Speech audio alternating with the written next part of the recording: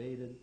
When Indonesia began to run out of arms in 1977, the Carter administration increased the aid to ensure that the atrocities would be consummated. The media response in this, the media had in fact had a fair amount of coverage of Timor in 1974. That was because of the breakup of the Portuguese Empire. They were concerned about that. It was a Portuguese colony.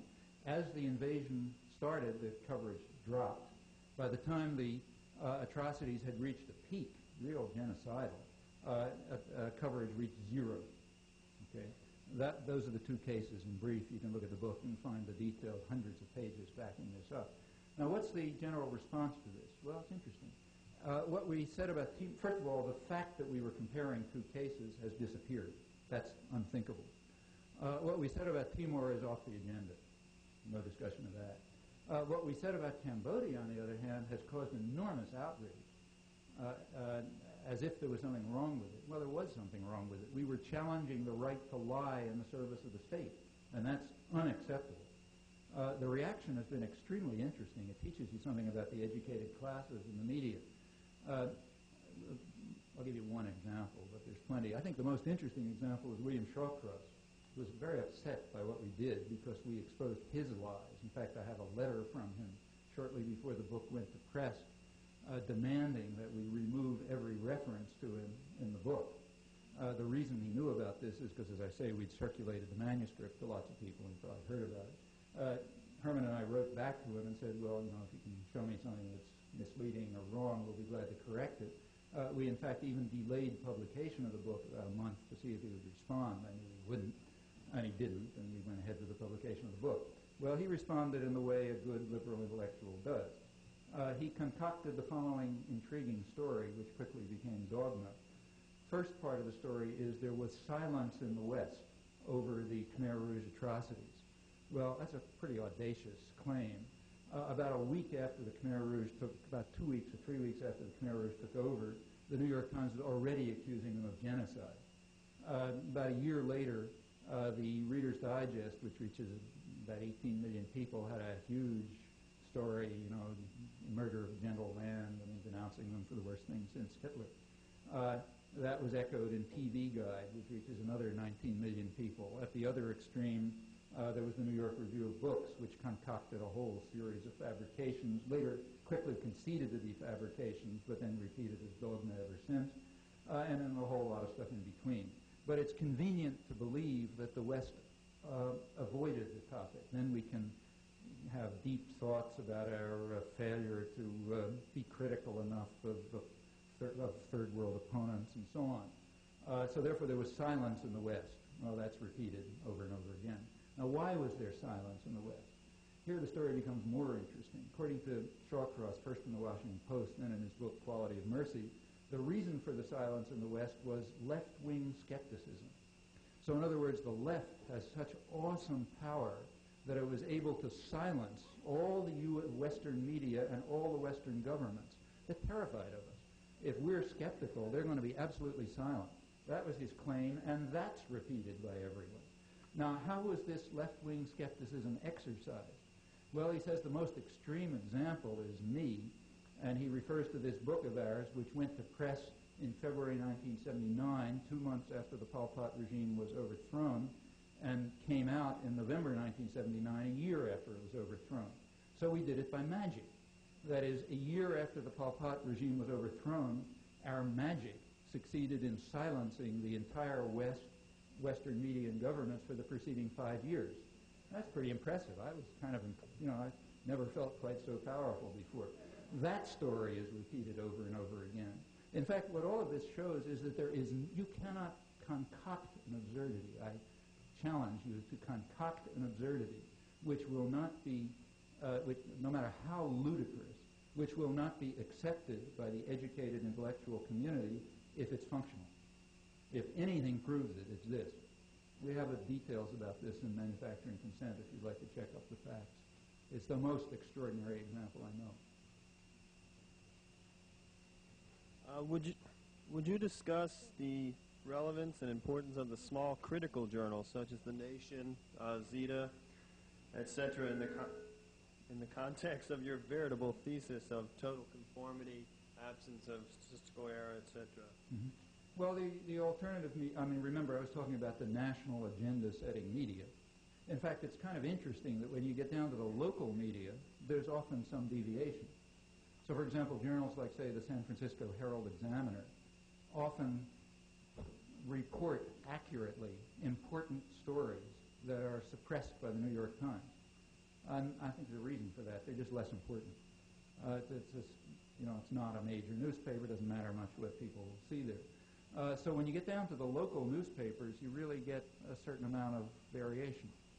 There are things, and they're also more subject to pressure from people. So, local groups can barrage the editorial office and get them to write something that is much harder to do with the national media. They're more important because they're setting the general agenda. The system can tolerate a little bit of noise. As far as the alternative press is concerned, it often does a very interesting job. I could talk about particular journals. I have to admit that I'm involved. I'm a writer for Z Magazine, so accept this with a grain of salt. But in my view, it's the most interesting political journal in the country. You can judge that qualified by my comment. And The Nation often has interesting things. For example, anything written by Alexander Coburn or Chris Hitchens is always worth reading, and some of the other things are too. And the same is true of a lot of the other alternative press, Against the Current, Monthly Review, Guardian, all sorts. You learn all sorts. Take, say, Timor, which I mentioned. If you were reading The Guardian in those years, you would have known about it, because The Guardian was reporting it accurately. It was the New York Times and the Washington Post and the TV networks that were suppressing it. That's not the first time, incidentally.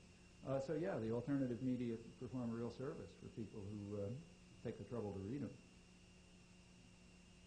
Dr. Chomsky, I was senior class president at American University in 1970. I received a BA in sociology. Before AU, I spent 2 years at the Walton School in Washington, D.C. Walton was the nation's first alternative high school. It had 15 students and 3 teachers. Before my 2 years at Walton, I spent 3 years locked up in Spring Grove State Medical Hospital in Catonsville, Maryland, because I meowed and claimed I was a cat. I am a functional schizophrenic who is finishing his 3rd master's degree. I have written a book that has been published twice about collecting unemployment insurance. I have a 49-page book outline for another book titled Government Benefits for the Mental Health Consumer, a Guide to 50 government programs. I am having a lot of trouble finding a publisher. Could you please recommend to me either a publisher or an editor? Well, I think that's really important, and I wish I could help you, but I don't know. I just don't know. I don't have good contacts with the publishing industry or any mainstream thing. On this topic, I would think that you ought to be able to do it. Is there a clinical psychology or a school of social work or something like that around here? They're the kind of people who ought to know these things. I called up the American Council on Social Work. They said they didn't publish. No, they don't publish, but there ought to be people in these. I don't know the scene around here, but I'll bet you there are people on the faculty here who know about these topics and would be able to help, that it would know where to go. But I just don't know. Okay, thank you. Yeah. There's a very sharp example here in D.C. right now of an attempt to manufacture consent for a direct police clampdown. And in fact, I'd call it a fascist and racist crackdown on a whole major section of people, all in the name of the so-called war on drugs. D.C.'s been declared a murder capital, even though an objective look at the statistics show that there are other places that are far worse. Recent studies in this area show significant declines in drug use, although we're still being treated to hysteria around drugs being the cause of things. The fact that millions of people are being forced to live in worse conditions now than they did in the 60s when cities erupted is not being spoken to, and drugs are being declared the cause of all social ills. And yet people like the drug czar and so on can manage to find 2 poison grapes, but unable to find tons of illegal drugs coming into this country.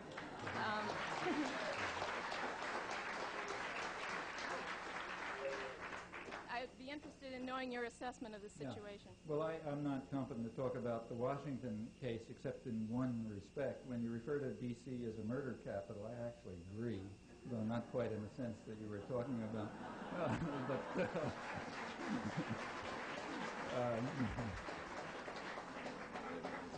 As far as the drugstore is concerned, that's an interesting one. And it's I won't try to outline it, but the fact is that it's one that we really ought to be concerned about, and a lot's known about it.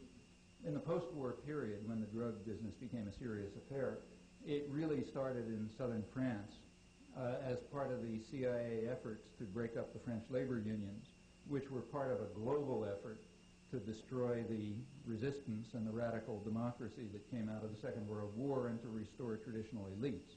This was done everywhere in the world. If there were an honest history of the post-war world, Chapter 1 would be about this. Actually, I have an article about it in January Z, which will express my own views. In that context, it was necessary to split up the French labor unions. You want to break up unions, you need